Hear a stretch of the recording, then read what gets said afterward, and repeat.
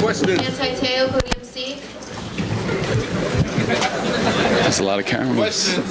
Manti, what's up? How you feeling? I'm kind of tired right now. And we had a long day of just exams, medical exams. It's all part of the process. I might as well get the question out of the way. I'm tired of answering all the questions about the incident. How are you going to handle it going forward? Yeah, about the incident, I said all I needed to say about that. How I'm handling it going forward is doing what I'm doing right now. Focusing on the moment and focusing on football and the combine. Not everybody gets this opportunity to be here. I'm sure there's thousands and thousands of people who would like to be here in Indianapolis. So, just trying to enjoy the moment. How much have you been asked about it by NFL teams? Quite a few teams ask me about it. Some go to certain lengths. Some just ask me, hey, just give me a brief overview of how it was, and then they just get straight to business about football. Manti, why didn't you play well in the national game? That's because I did. That's all on me. That's something that I played hard, and so did my team. But Alabama had a great game plan, and so did we. It's just they executed it better than we did. Was the other situation a distraction to you leading up to that game? No. Manti, any teams not ask you about it? No. They all asked me about it. What are they asking you? Just tell me the facts. They want to hear it from me, and just tell them basically what happened. Do you think it might hurt you? That I don't know. That I don't know. No, I don't. What would you say the facts are? You have to summarize what happened. Pardon? Your summary of what happened. I was in. I care for somebody, and that's what I was taught to do. Ever since I was young, when somebody needs help, and you help them out, and unfortunately, I didn't end up the way I thought it would. How many teams have came out? Why did you wait so long to speak publicly? It was just a whirlwind of stuff. For me, 22-year-old and a 21-year-old at that time, just trying to get your thoughts right. Everybody's just kind of chaos for a little bit, so you let the chaos die down and wait till everybody's ready to listen. Why did you ever attempt to go see a girl that you cared so much your story since you were so... Pardon? Can you understand why people might doubt your version of events because it took you so long to come out and that I don't know. People doubting because I took a while to come out. I think, from our point of view, we wanted to let everything come out first and then have, my side come out. And so, the way that we did it, I felt worked best for me. And I'm just very grateful for those who helped me to get through that time, because I think it went over as smoothly as it could. Why did you never try talking to the NFL people that what happened might affect your draft stock? Pardon? Have you gotten any sense from the NFL people that what happened might affect your draft? No, not really. They've told me that they've all just wanted to know they wanted to hear from me what the truth was, and they haven't really said anything about it affecting me. And some guys just, we had just talked. I briefly described for 30 seconds, and the next 14 minutes was just all plays and just getting down to business. So that's how I prefer it to be. Do you worry about how you'll be treated if whatever team drafts you, how you'll be treated in the locker room, and if you'll have trouble assuming the leadership role? No. I think I've learned to. I learned the difference between the things I can control and the things I can't control.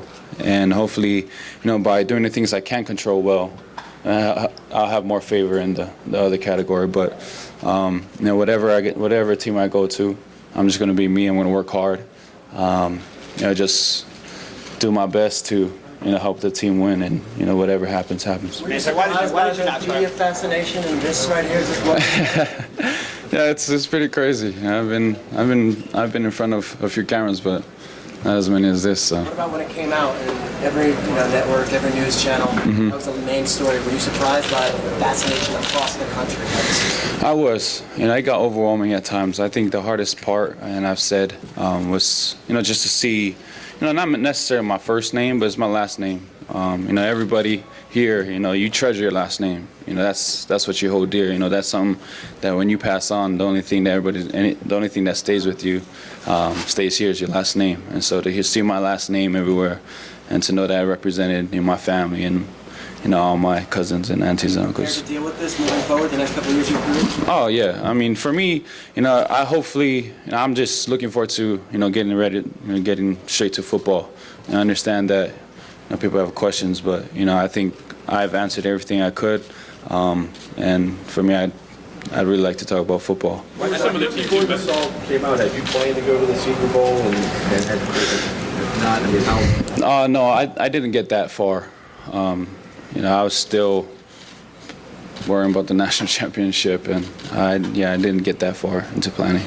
Who were some of the teams you met with? I've met with the Texans and I met with the Packers. Why did you not attempt to go see a girl that you cared so much? I did. We made plans. It just obviously didn't work out. How many more teams do you expect to talk to, and do you know which ones you will be? I don't know. I'm not sure. I know I will be meeting formally with 18 more teams. I don't know specifically who they are.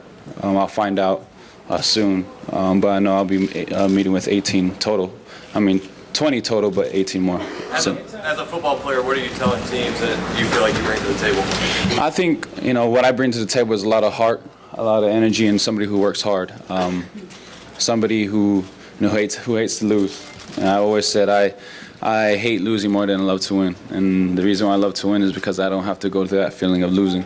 And it's those times where I lose that, that feeling that will always stick with me. And so, for the teams, I just told them, you'll always get somebody who's humble, works hard, doesn't say much, and will do everything it takes to win. Pardon? I could have done some things different. Obviously, I just did a lot of things different to avoid all this stuff. But throughout my experience, my senior year, I wouldn't do anything different. Oh, definitely.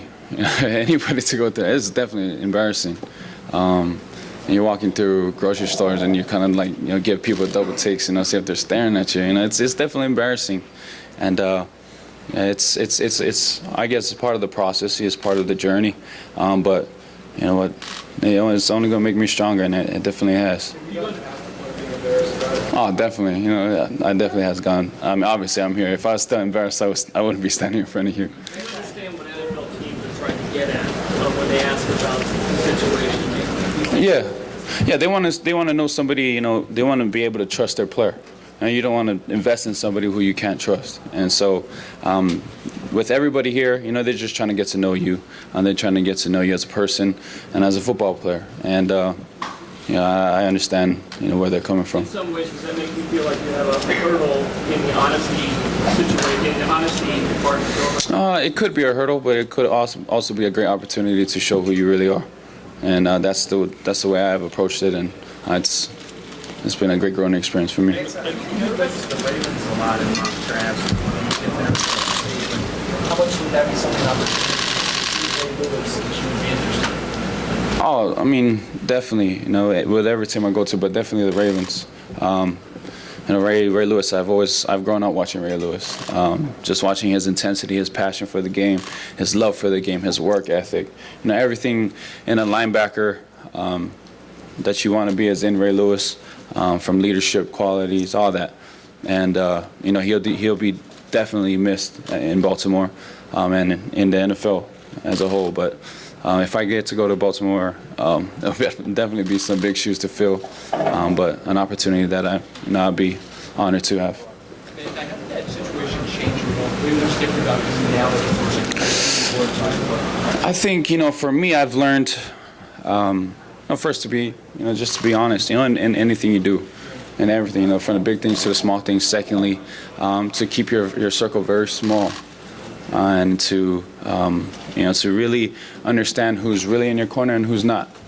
I think going off of the season that my team and I had, there was a lot of people in our corner, and then when January 16th happened, there's a lot of people in the other corner, and so and I just learned to appreciate the people that I have that are with me, and to just make sure that you always try to turn a negative thing into a positive.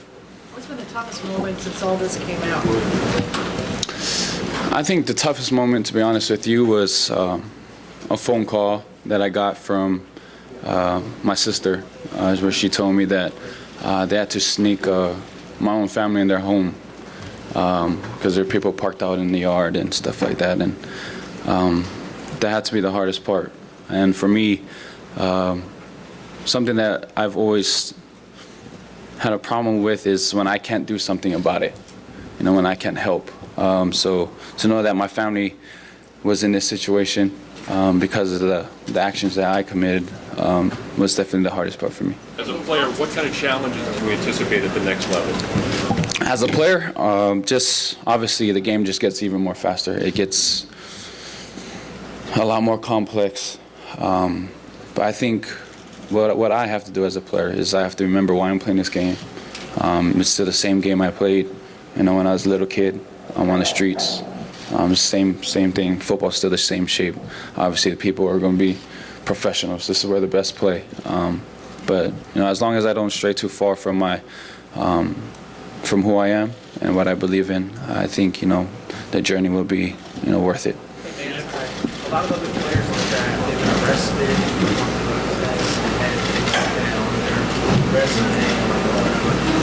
how much does that sort of bother you that you're under so much scrutiny and your character, other guys that have been in jail? Everybody makes mistakes. Everybody makes mistakes, and I think the best thing one of the positive things about what I went through is I've learned to empathize with those who are going through the same thing. Those who are going through some hard times or getting attention that they don't necessarily want, and it just taught me, and from going through that to always just give somebody a benefit of the doubt. Just say, you never know. You never know what's going on with the person. That's something I don't think I can comment on. Did you consider taking any kind of legal action against Ryan? No, I think that's the worst thing you could do. Both families are going through chaos. There's not only people camped out my house. There's people camped out at his house, and so I think, I went through what I went through, and he went through his own share of stuff. So I think that's the worst thing for me to do, is to do that. And to always try and forgive. If you forgive, you'll get majority of the blessings. So I've always tried to forgive, and it's definitely benefited me. Are you dating anybody in real life? No, not right now. When your sister did Last question. When your sister did call you, a question that all of you asked, what was your emotion that she was telling you? This is why. Just why. It should never get that way. I think as people we have to realize that we're all people. Somebody is somebody's son, somebody is somebody's daughter. You know what I mean? And I try to picture it that way. And would you want somebody doing that to your son? Would you want somebody doing that to your daughter? And if not, then why do it? And so through this whole experience, I've learned that. And since I've experienced it, the things I see, the things I do, I try to always think that's somebody's son, that's somebody's daughter, that's somebody's mom, dad. And try to, whatever I do, try to base what I do off of that. Thanks, Manti. And so, in closing, just like to thank everybody for being here. It's been it's hard but tremendous ride for me and my family and the University of Notre Dame. I'd like to thank my parents, my family, my friends, the University of Notre Dame, and everybody who supports me.